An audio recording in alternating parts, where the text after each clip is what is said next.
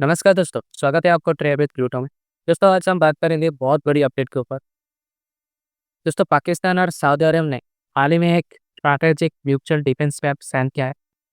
इसका मतलब है दोस्तों अगर किसी एक पर हमला होगा तो दोनों इसे अपने ऊपर हमला माने। लेकिन बड़ा सवाल ये है अगर कल को भारत पाकिस्तान में काउंटर टेररिज्म के तहत कोई सर्जिकल स्ट्राइक या मिलिट्री एक्शन करता है तो क्या इस समझौते के तहत सऊदी अरब और पाकिस्तान का साथ देगा? चलिए इसके ऊपर स्टेप बाय स्टेप समझते हैं। अभी इज़राइल का स्टैंड क्या है? अभी इज़राइल क्या कर रहा है? ये तो दोनों स्टैंड अपने ऊपर स्टैंड पे करते हैं। दोस्तों सबसे पहले समझते हैं पैट का मेन पॉइंट। इसमें लिखा गया है कि अगर किसी देश पर हमला होगा तो दोनों मिलकर जवाब देंगे। यहाँ पे देखिए पाकिस्तान पाकिस्तान के चमचे और सऊदी। ये पैक्ट रीजनल सिक्योरिटी को स्ट्रेंथन करने और गल्फ साउथ एशिया डिटेल्स बढ़ाने के लिए बनाया गया है। इसमें इकोनॉमिक और मिलिट्री कोऑपरेशन भी शामिल हो। ध्यान देने वाली बात है ऑफिशियल स्टेट में कहीं भी इंडिया का नाम नहीं लिखा। इसका मुख्य फोकस गल्फ रीजन और एक्सटर्नल पावर की तरफ न कि साउथ एशिया की इंटर राइवलरी की तरफ। इंडिया का स्टैंड टेररिज्म के मुद्दे पर हमेशा साफ रहा है। अगर पाकिस्तान से क्रॉस बॉर्डर टेररिज्म आता है तो इंडिया अपने राइट टू सेल्फ डिफेंस का इस्तेमाल कर सकता है। देख सकते हो जैसे कि पुलवामा अटैक 2019 में, उसके बाद बालाकोट एयर स्ट्राइक। ये एक बहुत बड़ा एग्जाम्पल है। इंडिया ने ये भी कहा है कि उसका एक्शन सिर्फ टेररिज्म कैंप्स और इंफ्रास्ट्रक्चर को टारगेट करता है, पाकिस्तान स्टेट को नहीं। मतलब इंडिया की पॉलिसी काउंटर टेररिज्म तक सीमित है, न कि पाकिस्तान को कमजोर करने या उसकी सोवरेनिटी को डायरेक्टली थ्रेटेड करने। अब सवाल है कि सऊदी स्थिति में पाकिस्तान का साथ देगा।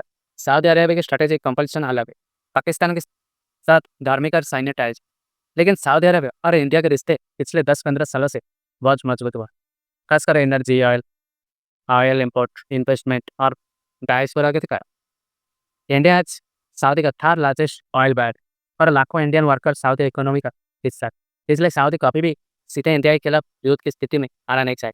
हाँ, डिप्लोमेटिक लेवल पर पाकिस्तान को मोरल सपोर्ट दे सकता है, लेकिन प्रैक्टिकल मिलिट्री इंटरवेंशन ये बहुत अनलाइकली है। और एक बहुत बड़ा दुनिया में एक राज है। सबसे बड़ा दुनिया में है रुपया। रुपया के आगे कुछ नहीं।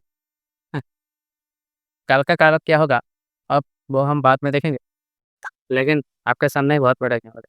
दुनिया में सबसे बड़ा है।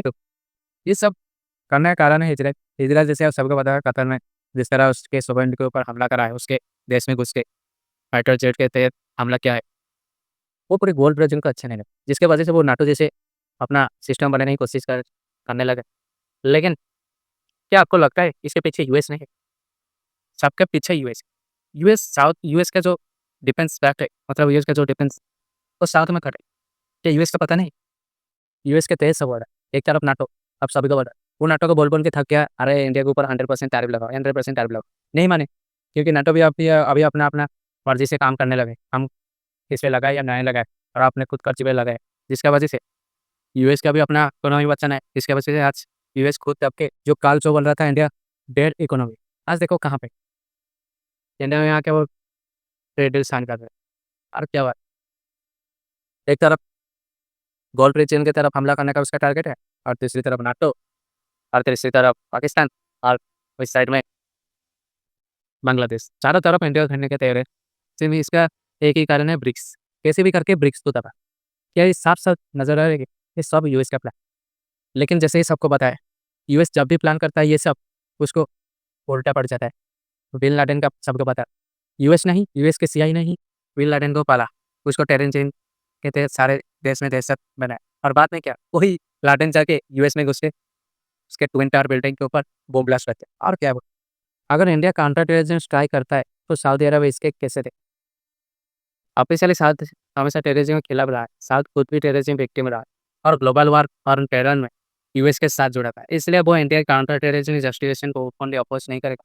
हाँ, पाकिस्तान के दबाव में साउथ साउथ ही सब डिप्लोमेटिक बने थे, और ग्राउंड रियलिटी में वो इंडिया को अपना स्ट्रेटेजिक पार्टनर लूज नहीं करना चाहे। अब उसके बाद पाकिस्तान चाहेगा कि साउथ ओपनली उसका साथ, ताकि इंडिया पर प्रेशर बने। लेकिन Saudi Arabia, US, China, India तीनों के साथ संतुलन बनाकर चलना चाहता है। अगर साउथ इंडिया के खिलाफ सीधे खड़ा होता है तो उसका $1 बिलियन ट्रेड और एनर्जी रिलेशनशिप खतरे में है। इसलिए सबसे ज़्यादा संभावना ये है कि सऊदी अरेबिया न्यूट्रल रहेगा और दोनों देश में क्रिश्चियन की अपील करेगा। इंडिया के लिए एक प्याक एक डिप्लोमेटिक चैलेंज जरूर है, क्योंकि पाकिस्तान अब कहा है कि उसके पास सऊदी का सिक्योरिटी अम्ब्रेला। लेकिन ग्राउंड रियलिटी में ये अम्ब्रेला ज़्यादा सिंपल साउथ इंडिया के खिलाफ सीधा एक्शन नहीं लेगा क्योंकि उसे अपनी इकोनॉमी और ऑयल मार्केट इंटरेस्ट का ध्यान रखना होगा। इसलिए इंडिया का फ़ायदा ये होगा कि वो टेररिज्म के खिलाफ अपना स्टैंड ग्लोबल कम्युनिटी के जस्टिफाई करता है और साउदी ओपनली अपोज़ नहीं कर पाएगा। तो दोस्तों नतीजा साफ है, Pakistan Saudi pact regional geopolitics को ज़रूर बदलता है। लेकिन अगर इंडिया काउंटर टेररिज्म के तहत कोई लिमिटेड स्ट्राइक करता है, तो सऊदी अरेबिया मिलिट्री लेवल पर दखल देने का संभावना बहुत कम। ज़्यादा से ज़्यादा वो डिप्लोमेटिक स्टेटमेंट देगा, लेकिन इंडिया के साथ अपने स्ट्रैटेजिक और इकोनॉमिक रिलेशन नुकसान नहीं पहुँचाएगा। मतलब ये पैक्ट पाकिस्तान को मोरल बूस्ट देता है, लेकिन ग्राउंड रियलिटी में इंडिया की काउंटर टेररिज्म पॉलिसी पर बड़ा असर नहीं देगा। आपका इस पर क्या सोचना है? क्या सऊदी वाक़ई पाकिस्तान के साथ खड़ा होगा या फिर न्यूट्रल रहेगा? कमेंट में ज़रूर बताएँ और चैनल को लाइक और सब्सक्राइब करिए।